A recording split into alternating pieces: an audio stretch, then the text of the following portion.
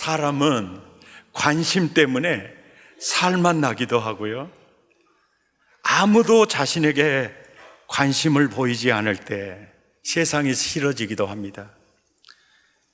큰 관심의 대상 옆에 있을 때 괜히 소외감을 느끼기도 하고, 누군가는 많은 사람들의 관심을 독차지하는데 그렇지 못한 자신을 발견할 때 스스로 상처를 받기도 합니다.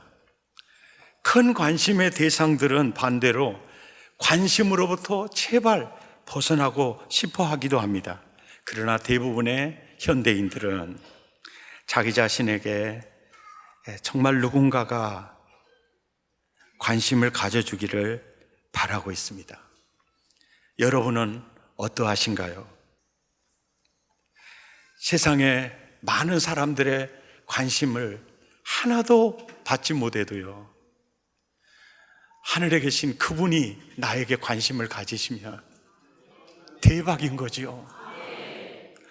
오늘 본문을 통해 하나님의 그 관심이 누구에게 흐르고 있는가를 살펴보십시다. 사도행전 8장 2절과 3절에 보면 예루살렘 교회가 큰 환난을 만나게 됩니다. 그래서 교회가 박살나버리게 돼요. 그리고 스데반이라는 예루살렘 교회의 그 집사가 복음 전하다가 돌에 맞아 죽었습니다. 그리고 그를 장사하고 크게 울고 있었고, 그것은 예루살렘 교회를 향한 박해의 시작점이었습니다. 교회를 잔멸해버리기 위해서 각 사람을 집에서 찾아내어 사로잡으려고 살기등등한 그 시절이었습니다. 사도행전 8장 4절에서 5절에 보면 초대교회는요, 굉장한 특징을 가지고 있는 게 모여 있으면 복음 덩어리였고요, 흩어지면 복음의 씨앗들이었어요. 그 흩어진 사람들이 두루 다니며 이제 복음의 씨앗이 되어 복음을 전하기 시작했습니다. 그 중에 빌립이라는 사람이 사마리아 성에 내려가 그리스도를 백성에게 전하기를 시작했어요. 6절부터 8절까지 보니까 사마리아 성 사람들이 빌립의 말도 듣고 행하는 표적도 보고 한결같이 한 마음으로 그 복음을 따르기 시작했습니다. 그러니까 예수를 만난 그들이 붙었던 더러운 귀신들이 떠나가기 시작했어요. 그리고 걷지 못하는 이들이 걷게 되었어요. 많은 사람들이 영혼도 육체도 마음도 치유와 회복이 이루어졌고, 결국 내 기쁨을 너희에게 충만케 하려 함이니라, 그 복음의 덩어리가 그들을 사로잡기 시작했어요. 그래서 그 성 전체가 큰 기쁨이 있게 되었습니다. 그럴 때 사마리아 많은 사람들이 빌립 너무 고마워요. 나는 당신 때문에 걷게 되었어요. 나는 당신 때문에 구원받았어요. 너무 우리 한번 식사해요. 우리 한번 교제해요. 그런 사람들이 얼마나 많았겠어요. 그런데 26절에 보니까 주의 사자가요, 그럴 겨를도 없이 빌립을 이끌어가 버려요. 주의 사자가 빌립에게 말하되 일어나서 남쪽으로 향하여 예루살렘에서 가사로 내려가는 길까지 정확히 가라 하니 그 길은 광야예요. 팔레스틴의 지도를 보면 예루살렘에서 가사로 가려면 광야를 지나가야 하는 굉장히 힘겨운 길이었습니다. 그 명령이 떨어지니까 빌립이 바로 성령님의 음성을 듣고 갑니다. 가봤더니 에티오피아 사람이 있는 거예요. 에티오피아는 바로 다른 표현을 쓰면 구수, 퀴수, 이게 구수라는 나라예요. 그 나라 여왕이 누구냐면 간닥이에요. 그 간닥의 모든 국고를 맡은 넷이에요. 아니, 국고를 맡은 재정부 장관 또 은행장이라면 굳이 넷이가 될 필요가 없거든요. 근데 왕이 여왕이니까요. 그러니까 이 넷이는 바로 그 정말 충성스러운 공무원으로서 굉장히 성실했고, 여왕의 국고를 맡겨도 성실하게 감당할 수 있는 사람이니까 거세를 했을 가능성이 많아요. 그래서 내시가 됐어요. 내시가 돼서 고관이 되었죠. 그래도 행복하기만 했을까요? 야, 내 인생은 이렇게 끝나는 거야? 아이들을 데리고 가는 부모들의 모습을 보면 어떤 생각이었을까요?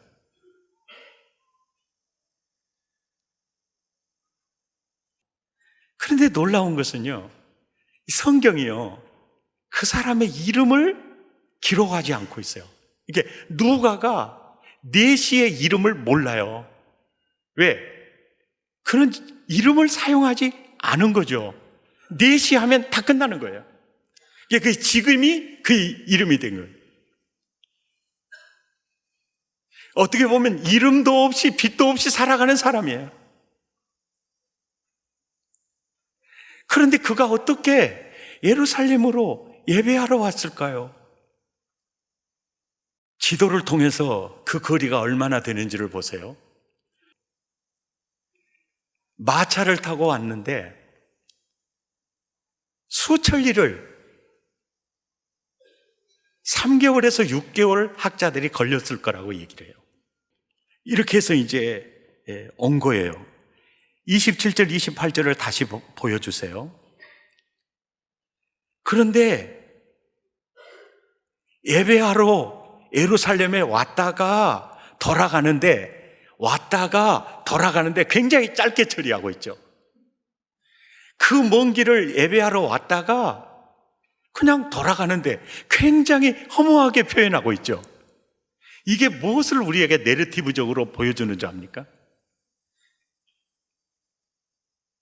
수개월 동안 수천리를 걸어서 갈망하는 마음으로 예배하러 왔는데 결국 그 예배 드리고 갔을까요? 그냥 갔을까요? 이게 그냥 갔다는 표현이에요. 왔다가 돌아가는데 수레를 타고 선지자 이사야의 글을 읽더라 이렇게 나와 있는데, 왔다가 돌아갔다는 말이 굉장히 맞는 얘기인 것은 신명기 23장 1절에 고환이 상한 자나 음경이 잘린 자는 여호와의 총회에 들어오지 못하리라, 이 법이 있어요.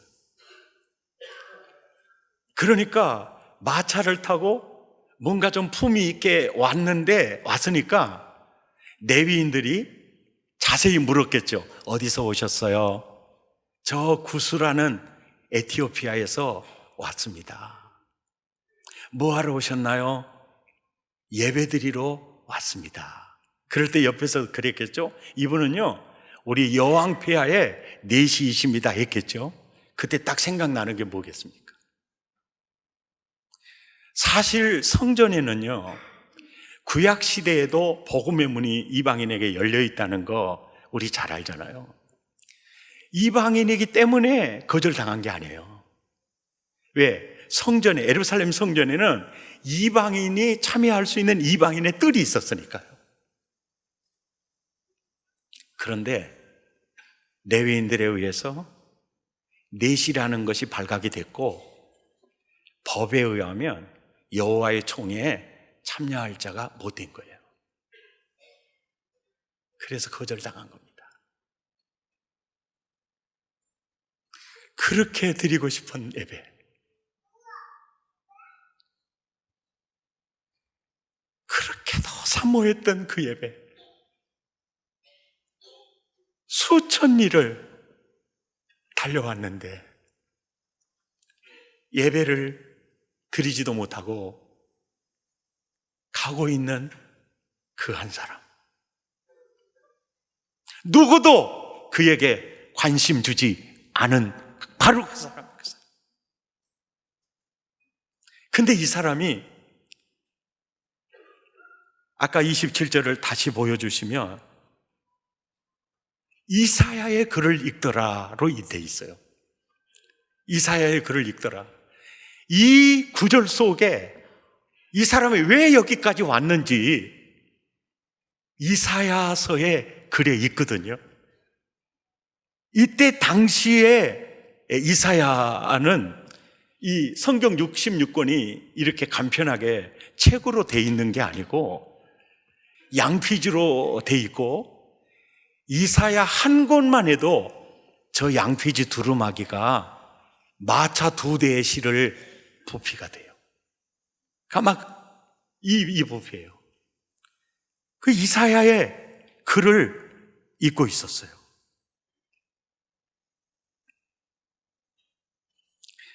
그래서 사도행전 8장 29절에 성령이 빌립더러 그래요.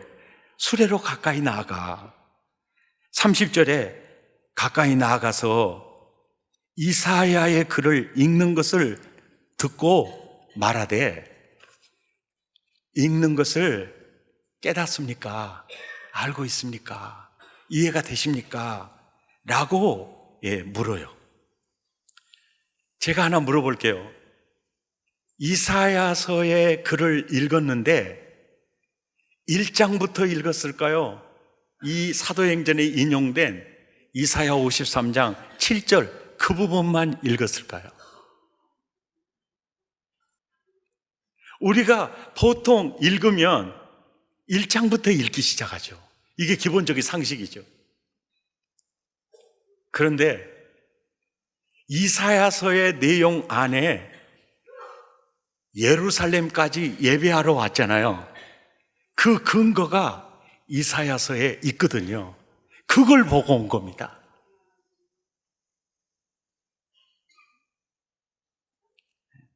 이사야서 11장 10절인데요. 그날이 언제냐면 이새의 뿌리에서 한 싹이 나서 만민의 기치로 설 것이요. 그러니까 아브라함과 이새의 아들 다윗이요. 아브라함과 다윗의 자손으로 내 구주가 올 것이며, 그 구주가 오면 이스라엘만 그 구주에게로 가는 게 아니라 열방이 그에게로 돌아오리니, 그 예수께서 거하는 그곳, 예수께서 거하는 그 사람, 영원히 영화로워질 것이다. 이 구절을 본 거예요. 그리고 그 다음 절에 그날에 주께서 다시 그의 손을 펴서 그의 남은 백성을 아수르와 애굽과 바드로스와, 여기에요, 자기 나라가 들어있는 거예요. 아멘입니까? 와, 우리나라, 우리도 희망이 있구나. 그리고 이거예요. 천지를 창조하신 하나님이 우리 민족에게 관심이 있구나. 우리 민족을 구원할 계획을 세우셨구나.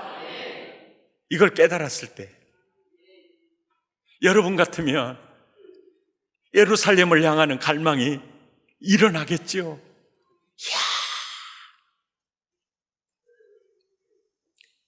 길이 여기 있구나, 진리가 여기 있구나, 이거를 발견한 거예요. 이사야 56장 3절에 이사야서를 계속 읽어보니까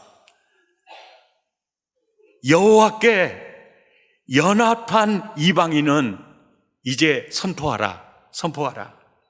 여호와께서 나를 그의 백성 중에서 절대로 갈라내지 않으리라 약속하셨다. 그리고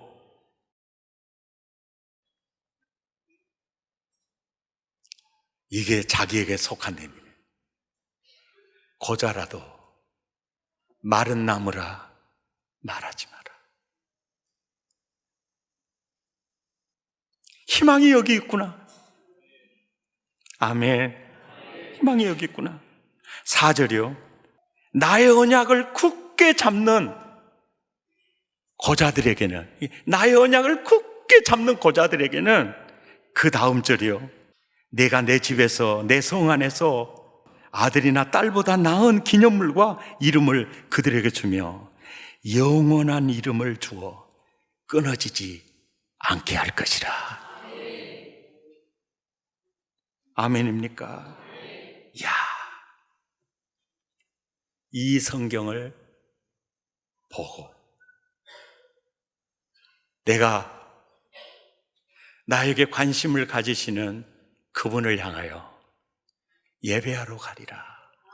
그러고 갔던 겁니다.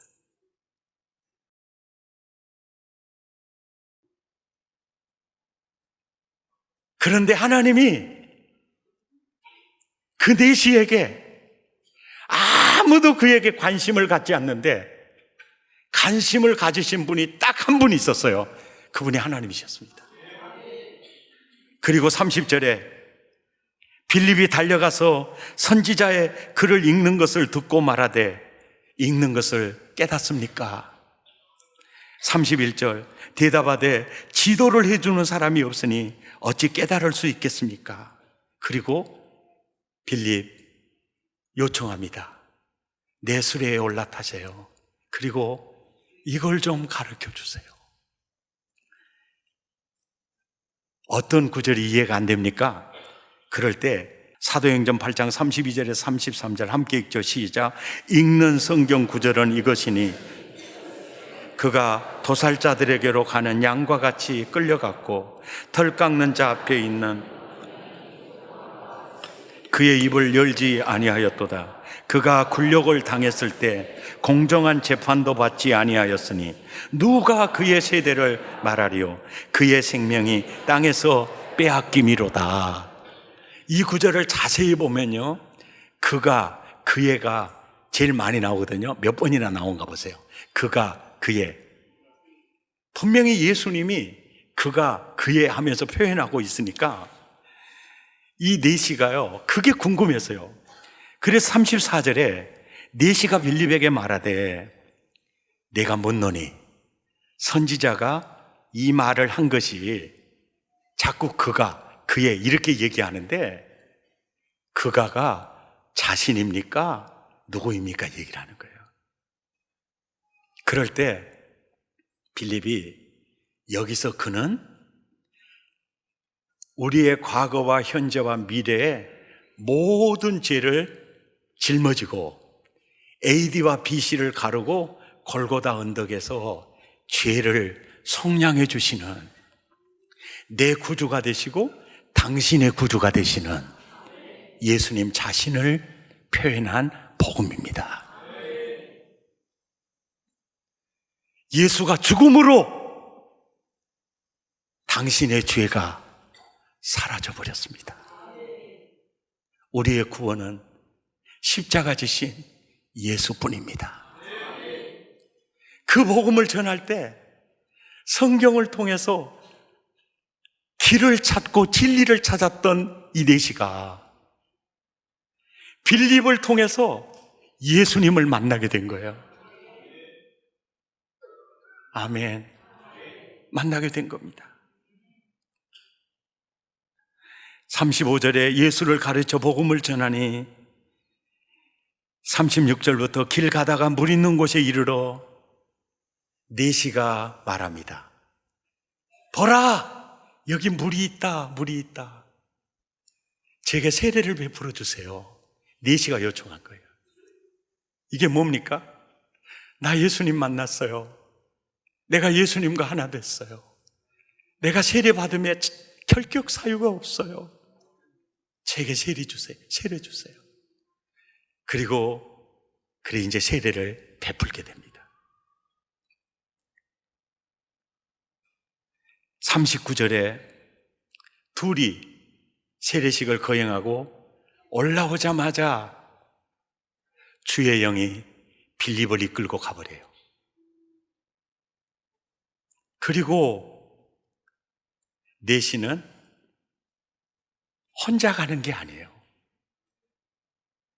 내가 이것을 너희에게 이루면 내 기쁨이 너희 안에 있어 너희 기쁨을 충만케 하려 함이니라. 예수님 만나는 순간 그분 안에 예수님이 계시죠. 그 빌립이 동행할 이유가 없어진 거죠. 아멘. 이제까지 성경을 보면서 하나님의 관심은 누구에게 있었죠? 이름 없는 사람, 이방인의 뜰에도 들어서지 못한 사람,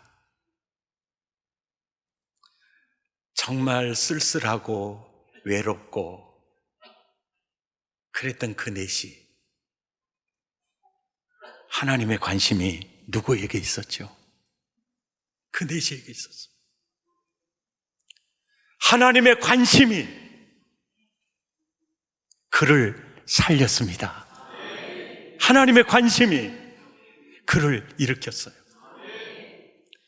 설교를 준비하면서 제가 참 은혜가 됐던 내용은 그 내시가 바로 나였다는 거예요.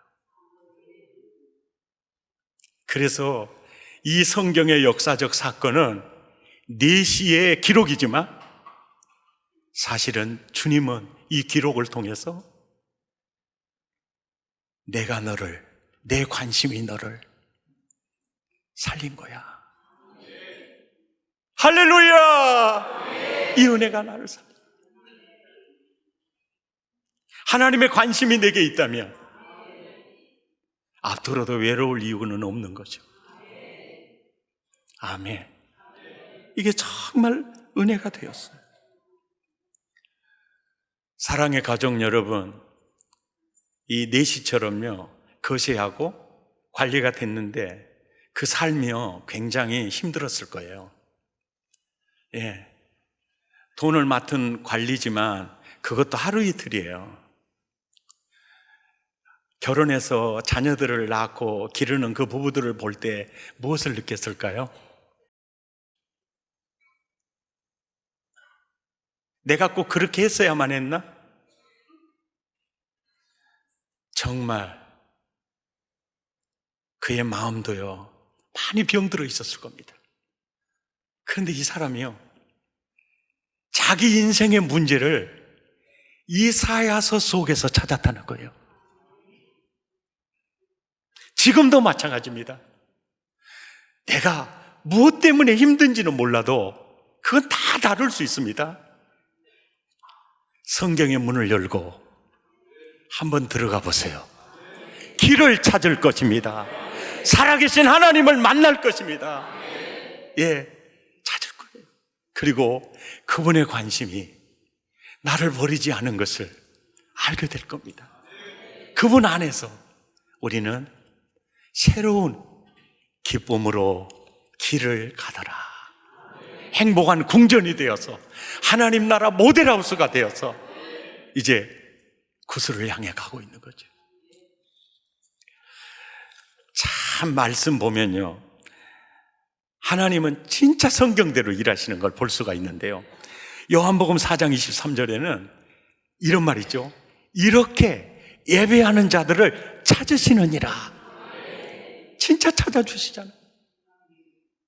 아멘.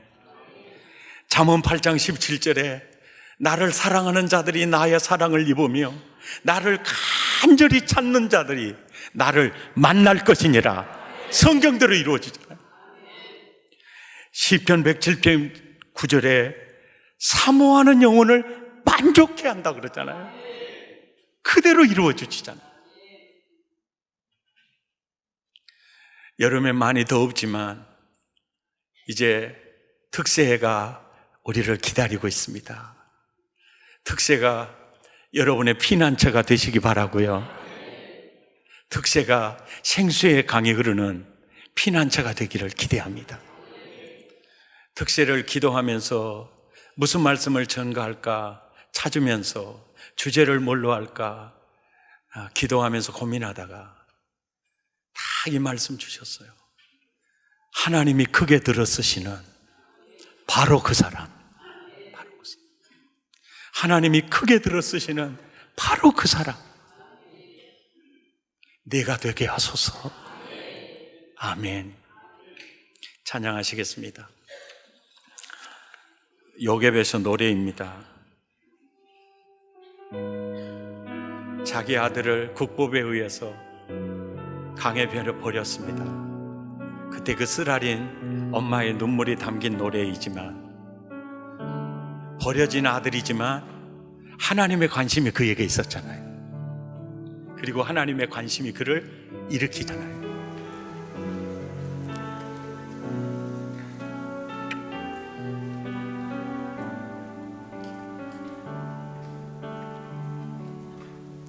작은 갈대 상자 물이 새지 않도록 역청과 나무진을 칠하네.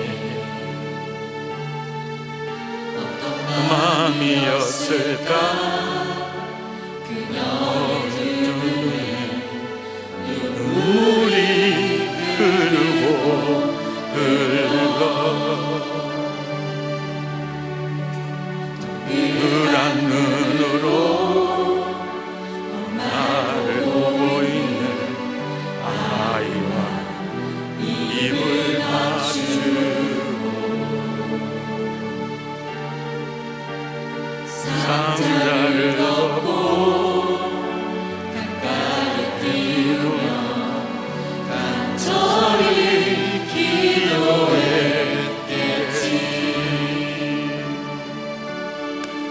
정적시 물에 흔들 흘러내려가는 그 상자를 보며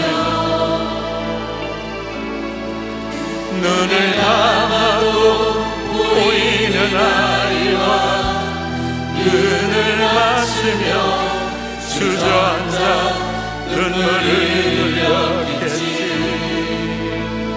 너의 삶의 참주인 너의 참부모이신 하나님 그 손에 너의 삶을 맡긴다.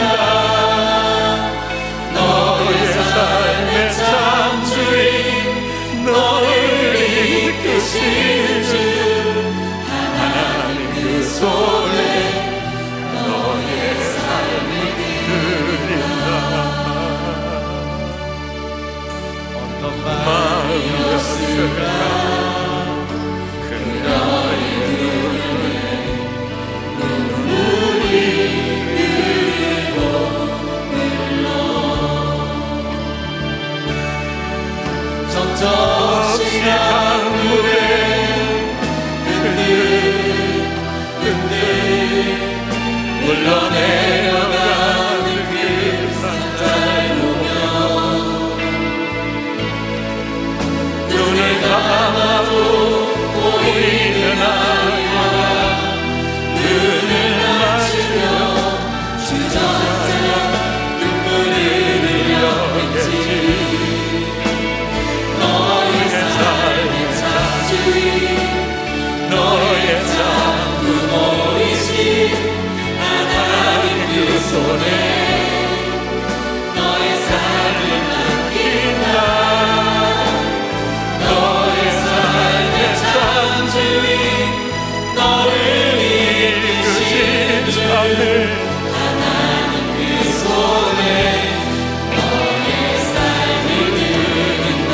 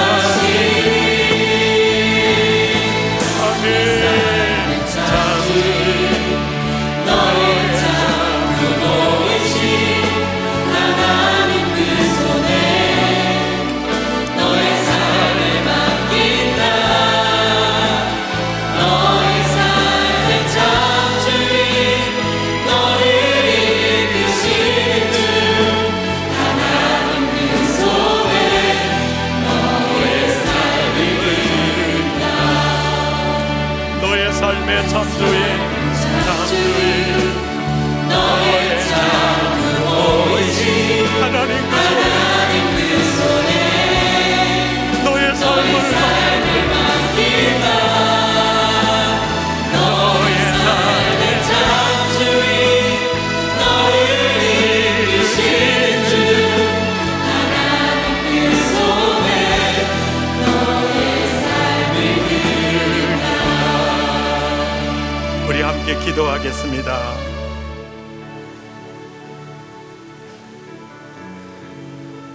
내가 광야에 있어도 사람들이 이방인의 뜰에도 들어올 수 없어요. 거절한 순간에도 하나님의 관심은 여전히 그에게 흐르고 있었습니다. 사람을 만나면 역사가 만들어지고 하나님을 만나면 기적이 일어나죠. 누군가를 통해서 하나님은 나를 만나 주셨죠. 하나님의 관심이 내시에게와 동일하게 나에게 있었습니다. 그렇다면 앞으로의 삶이 어떠한 삶이더라도 우리는 이길 수 있습니다. 하나님, 내시의 예배에 대한 갈망의 영성이 나에게도 있기를 원합니다. 사모하는 뜨거움이 나에게도 있기를 원합니다. 또 각자마다 주시는 주의 음성이 있을 겁니다. 그 음성 부여잡고 마음을 토하고 입술을 열어 함께 기도하십시다.